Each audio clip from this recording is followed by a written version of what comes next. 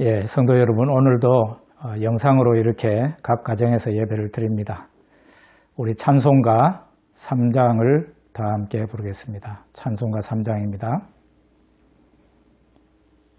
성부, 성자와 성령 찬송과 영광 돌려 보내세. 태초로 지금까지 또 영원 무궁토록 성삼위께 영광 영광 아멘. 기도하겠습니다. 여호와께 감사하라. 그는 선하시며 그 인자하심이 영원하미로다. 하나님 아버지 감사합니다. 이 주일날 하나님 앞에 엎드려 경배를 드립니다. 예배당에서 모이지 못하고 각 가정에서 이렇게 영상을 보며 함께 예배를 올립니다. 비록 우리가 거하는 처소에서 예배를 드린다 할지라도 신령과 진정으로 드리는 예배가 되게 해주시고 예배드리는 각 가정마다 하늘로부터 내리는 하나님의 위로와 은혜가 충만하게 하여 주시옵소서. 예수 그리스도의 이름으로 기도드립니다. 아멘. 사도신경으로 신앙 고백하겠습니다. 나는 전능하신 아버지 하나님 천지의 창조주를 믿습니다. 나는 그의 유일하신 아들 우리 주 예수 그리스도를 믿습니다. 그는 성령으로 잉태되어 동정녀 마리아에게서 나시고 본디오 빌라도에게 고난을 받아 십자가에 못 박혀 죽으시고 장사된 지 사흘 만에 죽은 자 가운데서 다시 살아나셨으며 하늘에 오르시어 전능하신 아버지 하나님 우편에 앉아 계시다가 거기로부터 살아있는 자와 죽은 자를 심판하러 오십니다. 나는 성령을 믿으며 거룩한 공교회와 성도의 교제와 죄를 용서받는 것과 몸의 부활과 영생을 믿습니다. 아멘. 우리 찬송가 43장 부르겠습니다. 즐겁게 안식할 날 찬송가 43장 부르겠습니다.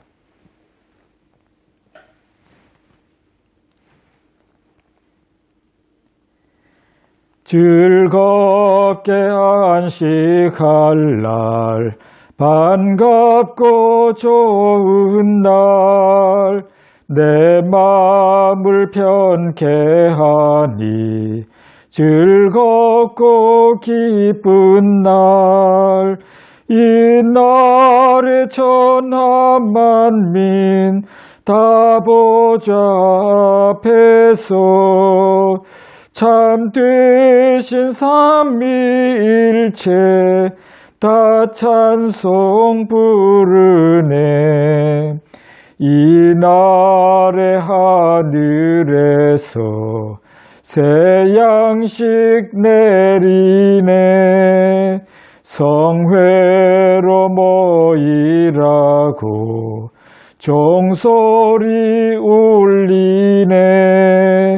복음의 밝은 빛은 온 세상 비치며 또 영생물이 흘러 시원케 하시네.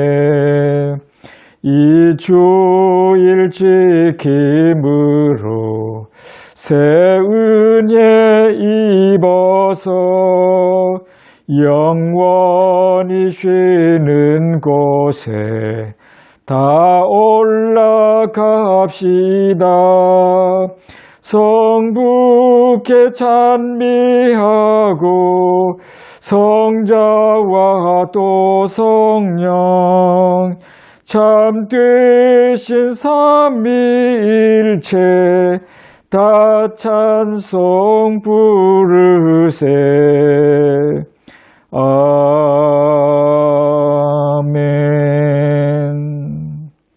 다 함께 기도하겠습니다. 하나님 아버지, 감사와 찬송과 영광을 하나님 앞에 올려드립니다. 이 주일날 각 가정에서 신령과 진정으로 하나님 앞에 나아갑니다.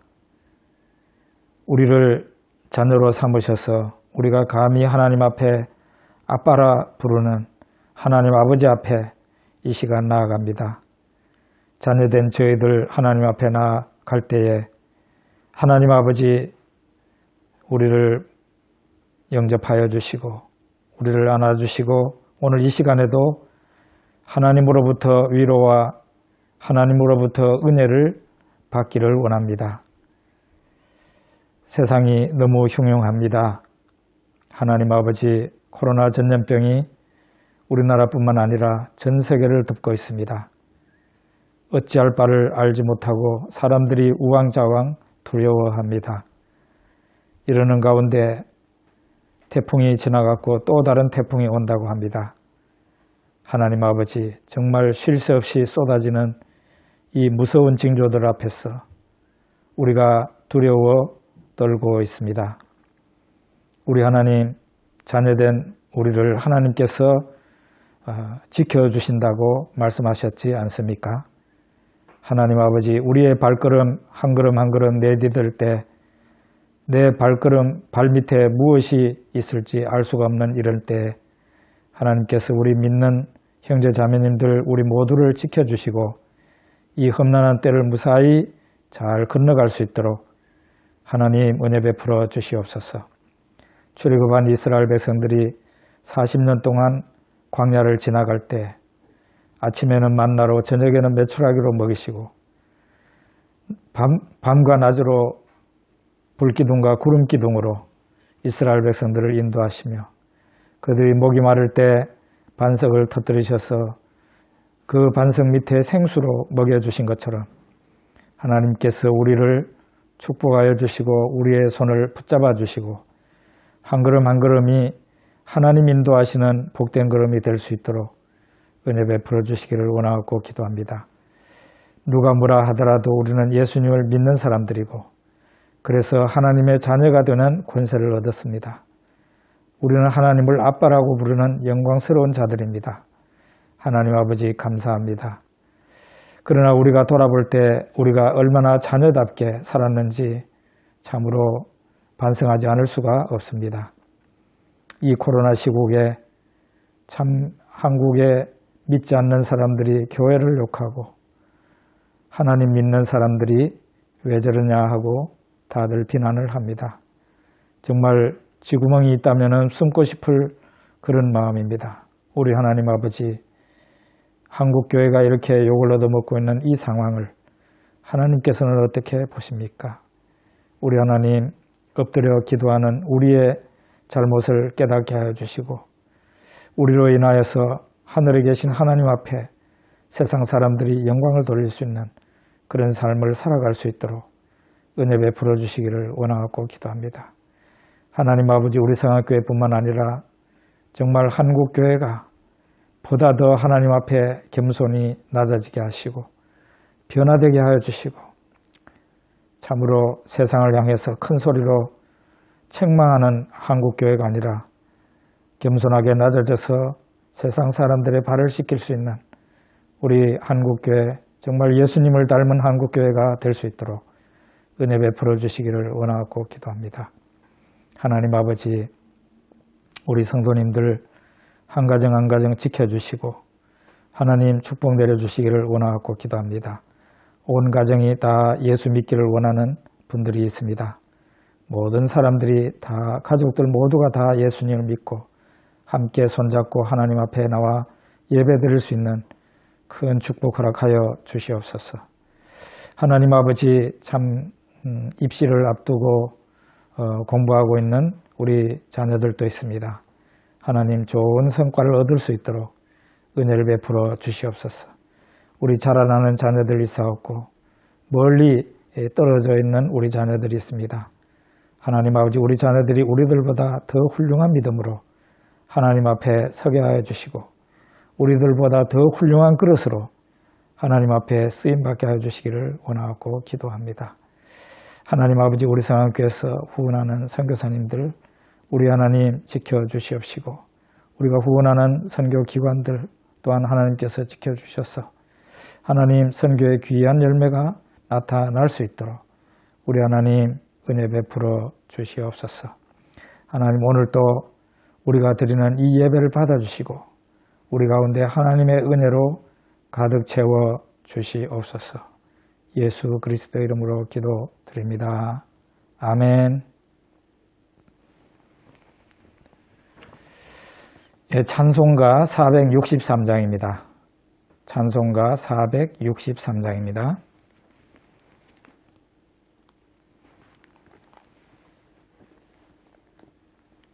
신자 되기 원합니다. 신자 되기 원합니다. 진심으로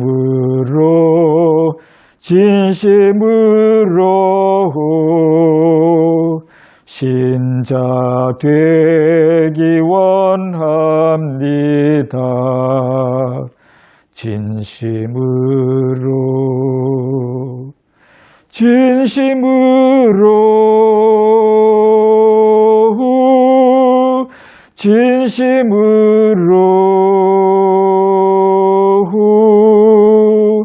신자 되기 원합니다. 진심으로 사랑하기 원합니다. 진심으로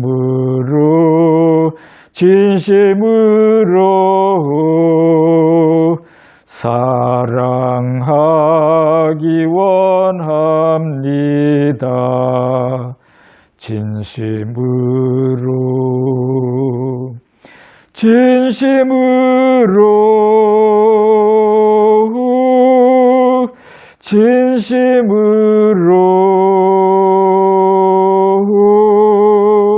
사랑하기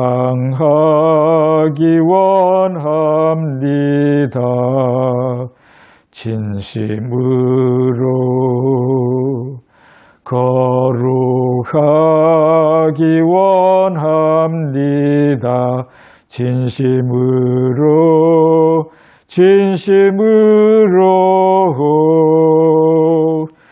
거룩하기 원합니다. 진심으로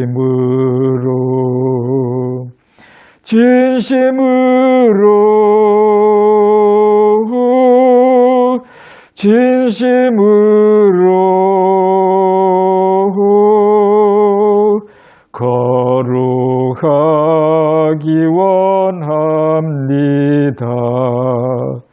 진심으로 예수 닮기 원합니다. 진심으로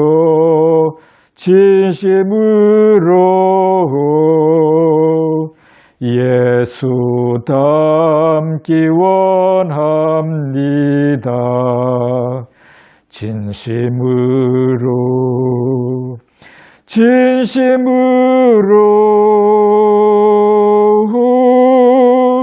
진심으로 예수 닮기 원합니다. 진심으로. 아멘. 예, 이 시간 우리 헌금 드리는 기도를 하겠습니다.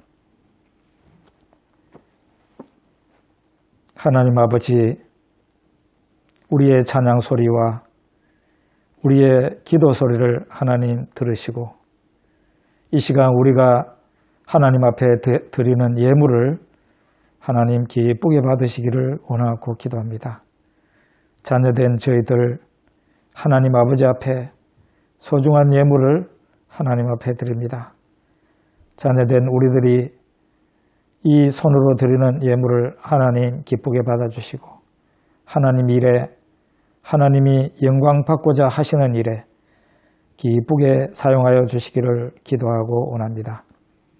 드리는 손길들을 복되게 하사 하나님 앞에 드리고 싶을 때 많은 것으로 드릴 수 있으며 하나님 불쌍한 사람들을 만날 때 언제든지 주머니 들어서 도울 수 있는 힘을 우리 성도님들에게 허락하여 주시기를 원하고 기도합니다.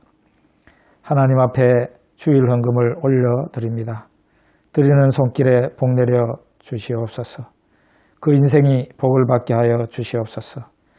감사의 예물을 하나님 앞에 올려드립니다. 이 감사가 또 다른 감사로 이어지게 해주시고 올 한 해 동안 하나님 앞에 감사할 일이 많게 하여 주시기를 원하고 기도합니다. 소득의 11조를 하나님 앞에 올려드립니다. 하나님, 소득의 11조를 드린다는 것이 쉽지 않은 것인데 믿음으로 11조를 드리는 성도들에게 창고가 가득히 차고 넘치게 하여 주셔서 하나님을 위해서 이 세상에서 믿는 사람으로서 힘있게 살아갈 수 있도록 드릴 수 있도록 하나님 만복으로 채우시기를 원하고 기도합니다. 선교 헌금을 하나님 앞에 올려드립니다. 선교사님들에게 주려고 하는 그 상을 이들에게 내리시며 구제헌금과 사랑의 쌀 헌금을 드리는 성도가 있습니다. 가난한 자를 구제하는 것은 하나님께 구워주는 것이라 하였사오니 그 말씀대로 채워주시고 축복 내려 주시옵소서. 건축헌금을 하나님 앞에 올려드리는 성도도 있습니다. 예배당이 아름답고 훌륭하게 선 것처럼 예물 드리는 자의 인생과 삶이 하나님 아름답게 세워지게 해주시기를 원하고 기도합니다. 교회에서 또 교회 밖에서 이름도 없이 충성하고 봉사하는 하나님의 종들이 있습니다. 우리 하나님께서 그들의 노고를 다 하늘에서 지켜보고 알고 계십니다. 하나님 아버지 그 행하는 대로 복을 받게 해주시고 하나님 간증이 넘치는 삶을 살아갈 수 있도록 우리 하나님 축복 내려주시기를 원하고 기도합니다. 하나님 우리 아버지 앞길이 막혀있는 성도가 하나님 앞에 기도합니다. 홍해의 길을 여신 것처럼 길을 열어 주시옵소서. 좋은 직장을 얻기를 원하는 성도가 있습니다. 좋은 직장을 허락하여 주시옵시고 생업이 하나님 은혜로 잘 되기를 원하여 기도하는 성도가 있습니다. 하나님 주일날을 잘 지키고 또 생업도 잘 될 수 있는 좋은 생업을 허락하여 주시기를 원하고 기도합니다. 하나님 아버지 이 시간은 아픈 사람을 위해서 기도합니다. 우리 아픈 몸에 손을 대고 하나님 앞에 기도하오니 손대고 기도하는 우리의 몸에 하나님의 놀라운 역사하심이 나타나서 하나님 지금은 병든 몸이라 할지라도 하나님의 고쳐주심으로 깨끗이 낫게 하여 주시옵소서.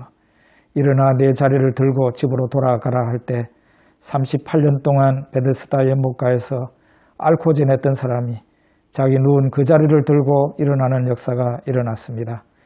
은과 금은 내게 없거니와 내게 있는 것으로 너에게 주노니 나사렛 예수의 이름으로 명하노니 일어나 걸으라 할 때 성전 미문에 앉아서 구걸하던 사람이 한 번도 일어나 보지 못했던 사람이 베드로와 요한의 그 명령을 듣고 일어나 걷기도 하며 뛰기도 하며 하나님 앞에 영광을 돌렸다 했습니다. 이와 같은 역사가 우리 기도하는 성도들에게 하나님 앞에 나타나게 하여 주시옵시고 이 일로 인해서 하나님 앞에 간증케 하여 주시옵소서.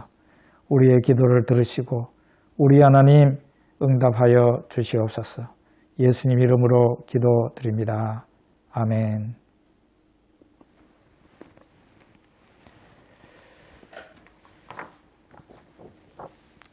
교회 소식을 말씀드리겠습니다.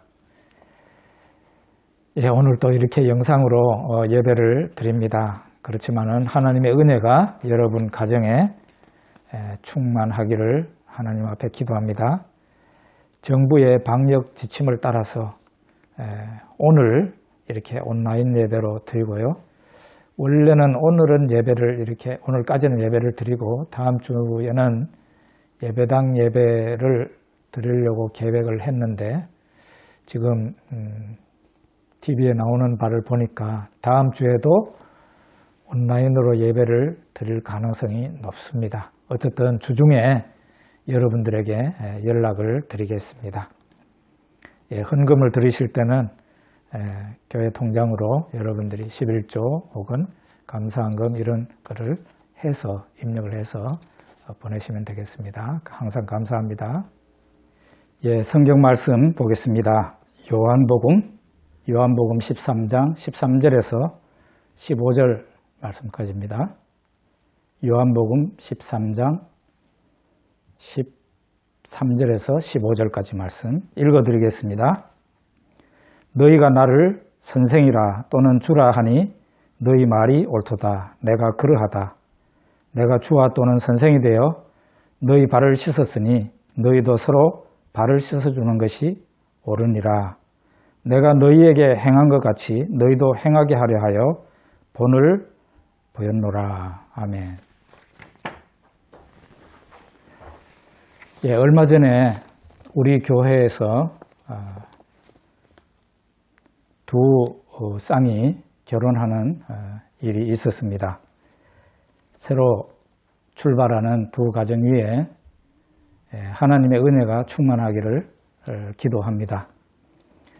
요즘 부부들, 특히 신혼부부들은 어떻게 서로를 부르는지 궁금합니다. 우리 때는 결혼을 하면은 바로 여보라고 불렀던 것 같습니다. 왜냐하면은 그 당시에는 그 호칭밖에는 다른 것이 없었기 때문입니다. 제가 중국에 가서 보니까 부부간에 주로 이름을 불러요. 또 이름 전체가 아니라 이름 끝자 있지 않습니까? 그렇게 끝자를 부르더라고요. 또 제가 중국 가정교회에 가서 예배드리면서 보니까 교인들이 목회자를 부를 때에 이름을 부르는 거 보고 굉장히 놀랐습니다. 중국말에는 님 혹은 씨 이런 그 존칭 의미가 없으니까요. 하나님과 예수님 그 이름 뒤에도 그 뒤에도 님자가 없습니다. 그러니까 우리 한국 사람들이 중국에 가면은 적응이 잘 안 됩니다. 예수님 제자들은 예수님을 부를 때에 선생님하고 부르기도 하고 주님하고 부르기도 했습니다. 예수님은 이 두 호칭에 대해서 좋아하시고 잘 수용하셨던 것 같습니다. 아까 읽었던 말씀을 다시 한번 읽어보면 너희가 나를 선생이라 또는 주라 하니 너희 말이 옳도다. 내가 그러하다. 내가 주와 또는 선생이 되어 너희 발을 씻었으니 너희도 서로 발을 씻어주는 것이 옳으니라. 내가 너희에게 행한 것 같이 너희도 행하게 하려 하여 본을 보였노라. 이렇게 말씀하십니다. 제자들이 예수님을 주님이라 부르기도 하고 선생님, 그 당시에는 랍비라 그랬는데요. 랍비라 부르기도 했습니다. 예수님을 선생님이라고 부를 때에는 나는 당신의 제자입니다 하는 그런 뜻이 되는 거죠. 그리고 예수님을 주님이라고 부를 때는 예수님이 바로 부르는 사람의 하나님이 되는 겁니다. 예수님을 하나님으로 인정한 거죠. 자, 이제 우리가 예수님을 주님이라고 부르는 그 호칭에 대해서 한번 생각을 해보려고 합니다. 유대인들은 성경을 읽다가 구약 성경이죠. 구약 성경을 읽다가 그 하나님의 이름 여호와라는 이름이 나오면은 유대인들은 너무 하나님을 두려워했기 때문에 여호와라는 이름을 그대로 부르지를 못했습니다. 그래서 그들은 그 이름을 그냥 건너뛰든가 아니면은 아도나이 주님이라는 말로 대체해 가지고 읽었습니다. 그러니까 제자들이 예수님을 주님이라고 한 것은 제자들이 예수님을 하나님으로 믿고 그렇게 숭배했다는 의미가 되는 것입니다. 예수님이 십자가에 달리시기 전날 밤이었습니다. 그날이 유월절이었는데요. 유월절 만찬을 제자들과 함께 하게 됩니다.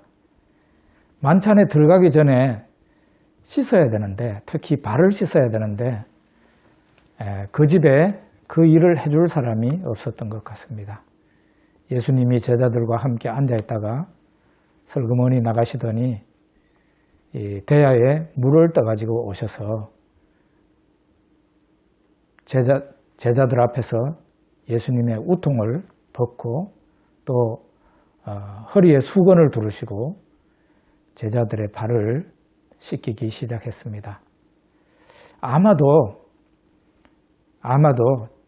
제자들의 발을 씻겼으니까 낮은 자세가 되기 위해서 예수님께서 무릎까지 꿇지 않았겠나 그렇게 생각해 볼 수 있습니다. 인간의 가장 험하고 더러운 그 발을 예수님이 씻어주셨다는 거예요. 하나님이신 그 예수님이 낮아지셔서 제자들의 발을 하나하나 씻어주셨는데 무려 12명이나 그렇게 다 씻기셨습니다. 그러고 난 뒤에 예수님께서 하신 말씀이 바로 이 말씀이에요. 너희가 나를 선생이라 또는 주라 하니 너희 말이 옳도다. 내가 그러하다. 내가 주와 또는 선생이 되어 너희 발을 씻었으니 너희도 서로 발을 씻어주는 것이 옳으니라. 제자들이 예수님을 주님이라고 불렀다면 그들은 예수님을 하나님으로 믿고 하나님으로 인정한 겁니다. 그렇다면은 하나님 되신 그 예수님의 말씀은 제자들에게는 적어도 절대적인 말씀이에요. 절대성을 가집니다. 제자들이 들어도 되고 안 들어도 되는 그런 말씀이 아니라 제자들이 반드시 들어야 되는 하나님의 말씀이 되는 겁니다. 예수님이 제자들의 발을 씻겨주신 후에 너희도 나처럼 하라 하셨어요. 저는 이 말씀을 보면서 그런 생각을 했습니다. 나는 하나님도 아닌데 내가 뭘 못하겠는가. 하나님이 인간이 되시고 그리고 더 낮아지셔서 제자들의 발까지 씻겨주셨다면 나는 하나님도 아닌데 내가 한 사람의 인간으로서 낮아지지 못할 이유가 무엇이 있겠으며 내가 어떤 험한 일도 할 수 있어야 된다라는 생각을 하게 되었습니다. 우리에게는 부모 형제가 있고 같은 교회 다니는 형제 자매가 있고 또 우리가 거리를 나가면 거리의 노숙자 혹은 창녀들 이런 사람들이 있습니다. 우리가 어떤 사람도 섬길 수 있어야 된다는 그런 말입니다. 한 1년 전인가요? 우리 교회에 반가운 손님들이 왔습니다. 구 포항역전에서 무료 식사하시는 분들이 우리 교회에 소개를 받아 오셨습니다. 저는 여러분들은 그때 어떤 마음이었는지 모르겠는데 저는 정말 하나님이 보내주신 분들이라고 생각을 했고 우리에게 좋은 기회가 왔다. 낮아져서 예수님처럼 섬길 수 있는 좋은 기회가 왔다고 생각을 하고 최선을 다해서 섬기려고 했습니다. 그런데 그분들이 한 2개월이나 3개월쯤 오셨나요? 작은 일로 오해를 하신 것 같아요. 그러고는 교회를 나오지 않더라고요. 제가 전화를 하면은 막 성질을 내고 교회도 오지도 안 하고 그냥 성질을 내고 전화를 끊더라고요. 제가 참 그분들 잘 섬기려고 했는데 우리 성도님들도 잘 섬기려고 했는데 참 안타까웠습니다. 우리가 예수님처럼 낮아져서 사람들을 섬긴다면 어떤 일이 일어날까요? 우리의 모습에 사람들이 감동하게 되겠죠. 어디서 이런 천사 같은 사람들이 나타났는고 이런 삭막한 세상에서 참 좋은 사람들이 있구나 이렇게 생각하지 않겠습니까? 그래서 우리에게 감동한 그 사람들이 우리가 전하는 예수님의 복음에도 귀를 열어서 들으려고 할 것입니다. 이것이 바로 저와 우리 교회가 가야 될 그런 길이라고 믿습니다. 제자들은 예수님을 주님이라고 불렀습니다. 주님이라고 불렀다는 것은 예수님을 하나님으로 믿은 겁니다. 하나님이 말씀하시고 행동으로 본을 보였으니까 그거는 절대성을 가진 거예요. 그대로 해야 되는 거예요. 하나님이 하라고 했으니까요. 두 번째, 예수님을 제자들이 선생님, 랍비라고 불렀습니다.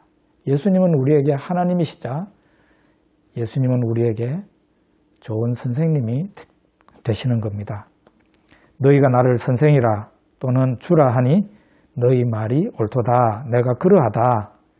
내가 주와 또는 선생이 되어 너희 발을 씻었으니 너희도 서로 발을 씻어주는 것이 옳으니라. 내가 너희에게 행한 것 같이 너희도 행하게 하려 하여 본을 보였노라. 예, 요즘은 선생님 하면은 학교 선생님이 떠오르죠. 예, 그런데 예수님 시대에는 배우는 학생이 선생님 집에 들어가서 배우는 그런 식으로 학교가 학당이 운영되었습니다. 우리나라 조선시대에도 이런 방식으로 교육이 이루어졌죠. 예, 학생이 어느 선생님의 제자가 되고 싶으면은 집에서 쌀까지 들고 가서 선생님의 집으로 들어가서 거기에서 숙식을 함께 하면서 선생님에게 교육을 받았습니다. 그렇게 해야 선생님의 그 학문도 배우고 선생님의 인격과 그리고 선생님의 행동까지 그대로 배우게 되죠. 여러분, 우리가 예수 선생님의 제자라면 우리는 예수님의 교훈에 먼저 귀를 기울여야 될 것입니다. 우리 선생님이 우리에게 무슨 말씀을 주로 하셨는지 그 교훈에 귀를 기울여야 됩니다. 여러분, 우리 시대가 어지럽다고 생각하십니까? 예수님 당시에는 지금 현재 우리나라보다 훨씬 더 혼란스럽고 또 시위 많이 일어났습니다. 로마로부터 독립합시다. 헤로드 왕을 타도합시다 하는 그런 소리가, 그런 데모가 연일 일어났습니다. 그 당시에 테러리스트 열심당원들이 있었는데요. 이 열심당원들은 품에 칼을 품고 다녔어요. 그래서 로마 군인을 본다든지 아니면은 로마의 앞잡이 노릇을 하는 유대인들을 만나면은 가차없이 찔러 죽였습니다. 예수님의 제자 가운데 시몬이라는 이름이 두 사람이나 있는데 베드로가 시몬이었죠. 그리고 또 다른 시몬이 있었는데 그 사람은 열심당원이었어요. 품속에 칼을 품고 다니던 사람이었습니다. 그러나 그 사람이 예수님의 제자가 되고 그 품은 칼을 버렸겠죠. 여러분, 우리나라에 이전에는 민주화를 외치는 운동권의 소리가 크게 들렸습니다. 또 많은 목회자와 교인들이 이런 운동권 운동에 합세했습니다. 지금은 정부를 타도하는 우파의 소리가 많이 들립니다. 많은 목회자와 교인들이 이 우파의 소리를 합당한 걸로 생각해서 함께 소리내고 함께 움직이는 것 같습니다. 자, 우리는 무슨 소리를 들어야 되겠습니까? 저 좌파 사람들의 소리를 들어야 되겠습니까? 아니면 광화문에서 외치는 우파 사람들의 정부 타도하는 그런 목소리를 들어야 되겠습니까? 우리는 제3의 소리, 우리의 선생님 되시는 예수님의 음성을 들어야 됩니다. 그래야 우리가 진짜 예수님의 제자라고 말할 수 있습니다. 자, 그러면은 여러분, 예수 선생님은 주로 무엇을 말씀하셨는지 여러분이 성경을 보시고 분석해 보셨습니까? 저는 당연히 분석했죠. 우리 선생님 되시는 예수님이 무슨 말씀을 하셨는지 사복음서에 보면은 다 나와 있습니다. 마태, 마가, 누가, 요한복음에 보면 예수님이 하신 말씀, 예수님의 행동 이런 게 다 기록되어 있습니다. 예수님의 설교 주제, 그러니까 예수님이 입을 열어서 말했을 때 예수님 입에서 나온 그 교훈, 그 교훈의 주제는 주로 하나님 나라였습니다. 예수님이 세례 요한에게 세례를 받으시고 바로 갈릴리에서 첫 설교를 하셨는데 그게 바로 회개하라, 천국이 가까웠느니라 그랬습니다. 예수님이 제자들을 동네마다 보내면서 전도하라고 그랬는데요. 그때 제자들에게 메시지를 줬어요. 너희는 동네마다 가면서 회개하라, 하나님 나라가 가까웠느니라 그렇게 선포하고 병든 자들을 고치고 귀신을 쫓아내고 그렇게 하라고 그랬어요. 예수님이 하신 교훈, 그거를 보면은요, 전부 하나님 나라에 관한 교훈입니다. 씨 뿌리는 비유, 포도밭 주인의 비유, 혼인잔치의 비유, 열처녀의 비유, 많습니다. 이외에도 예수님 말씀이 전부 하나님 나라에 관한 것이에요. 그리고 심지어는 예수님의 십자가 죽음과 예수님의 부활하심도 하나님 나라와 관련이 있어요. 그런데 이 하나님 나라는 어떤 나라일까요? 예수님의 설교 주제, 천부가 하나님 나라였는데 예수님은 하나님 나라를 위해서 움직이고 행동하신 분이었는데 하나님 나라는 도대체 어떤 나라입니까? 요한복음 18장 36절에 보면은 나와 있어요. 요한복음 18장 36절에 제가 읽어드릴게요. 예수께서 대답하시되 내 나라는 이 세상에 속한 것이 아니니라. 만일 내 나라가 이 세상에 속한 것이었더라면 내 종들이 싸워 나로 유대인들에게 넘겨지지 않게 하였으리라. 이제 내 나라는 여기에 속한 것이 아니니라. 예수님 하신 말씀인데 이 말씀은 예수님이 빌라도 앞에 붙잡혀가서 빌라도 앞에 섰을 때 예수님이 하신 말씀이에요. 예수님은 빌라도에게 내 나라는 이 세상에 속한 것이 아니라 그랬어요. 빌라도가 네가 유대인의 왕이냐 물었어요. 그러니까 예수님이 그렇다 그랬어요. 그러고 난 뒤에 예수님이 내 나라는 이 세상에 속한 나라가 아니라 예수님 말씀하시고 만약에 내 나라가 이 세상에 속한 나라였더라면 나를 따르는 내 종들이 싸워서 나를 유대인들에게 그리고 너 앞에 넘겨주지 않았을 거라고 그렇게 말씀을 하셨습니다. 거대한 배가 바다에 떠 있습니다.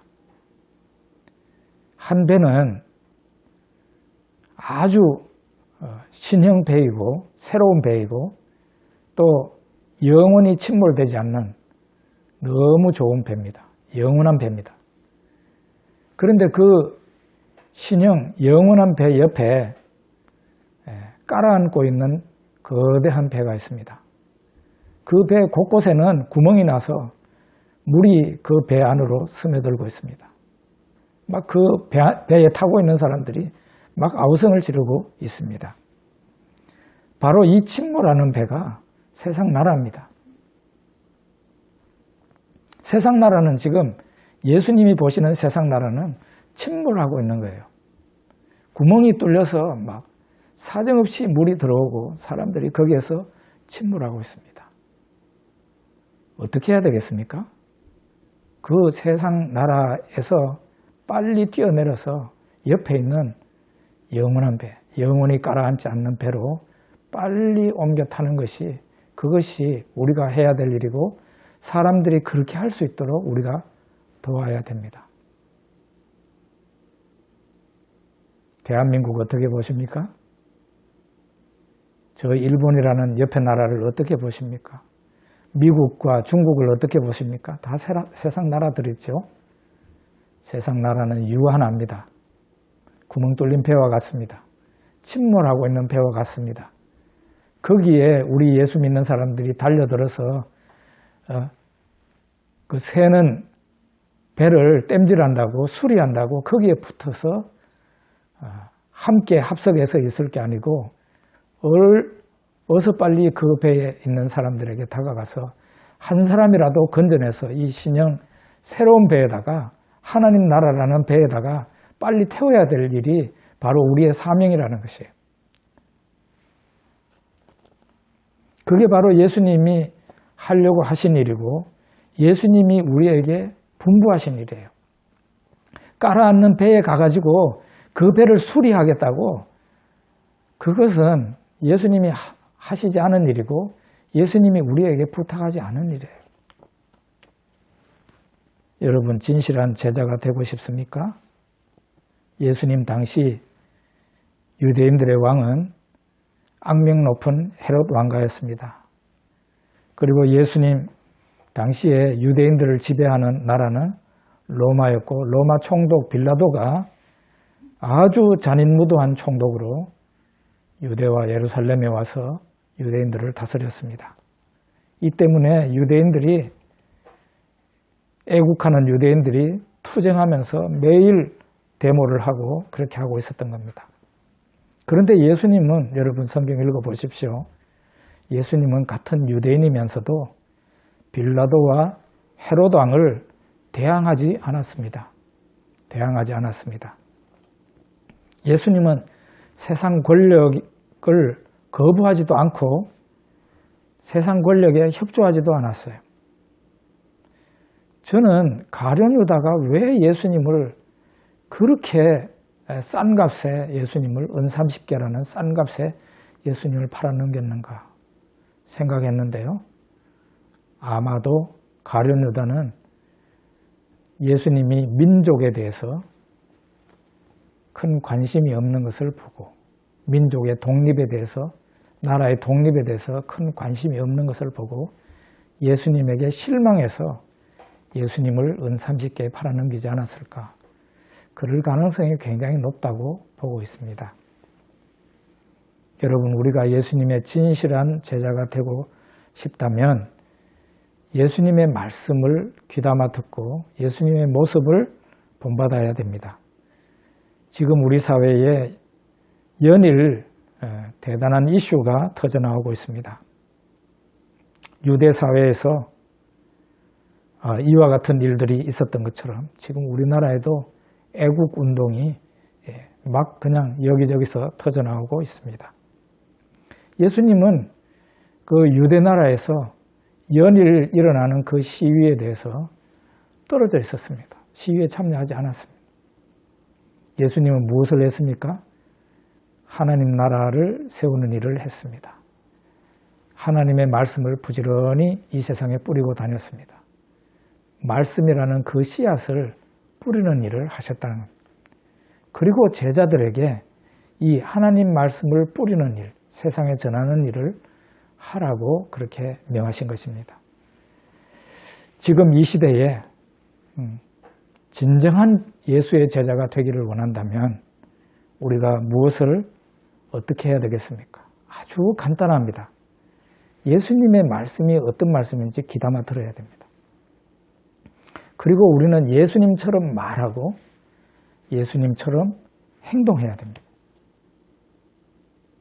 이것이 바로 진정한 예수님의 신자요, 예수님의 제자다.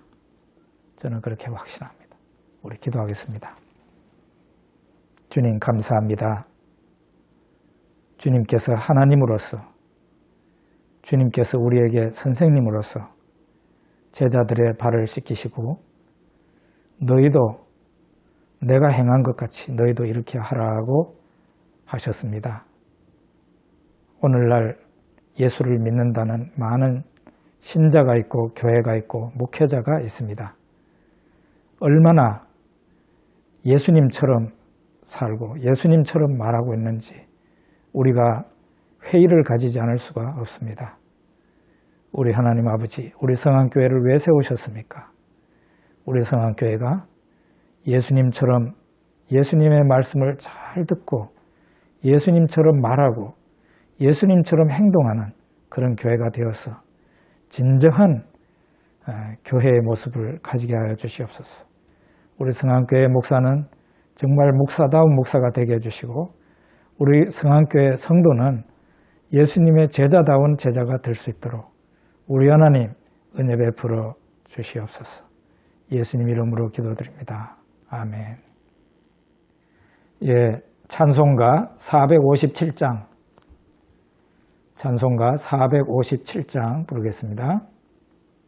겟세마네 동산에 부르겠습니다. 겟세마네 동산에 주를 생각할 때에 근심이나 걱정을 외면할 수 있을까? 나를 항상 버리고 주를 따라가리라. 빌라도의 뜰에선 주를 생각할 때에 수치됨과 아픈 것 못 견딜 수 있을까?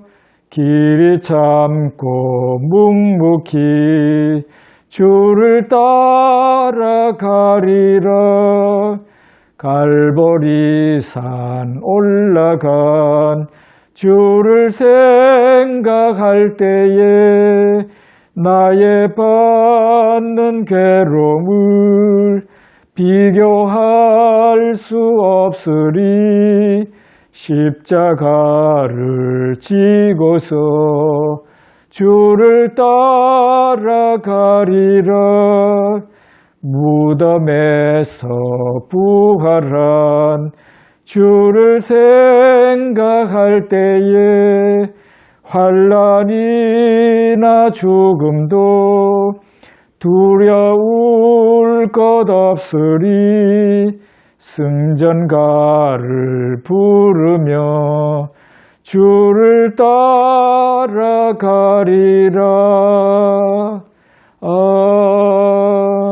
아멘. 기도하겠습니다. 지금은 우리 구주 예수 그리스도의 은혜와 하나님 아버지의 무한하신 사랑과 성령님의 교제하심이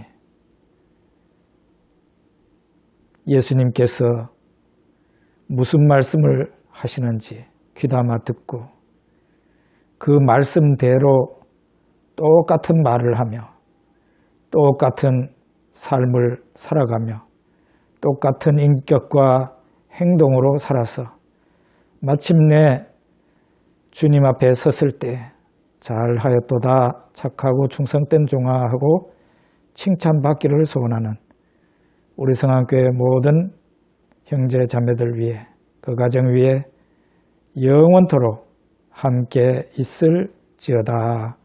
아멘.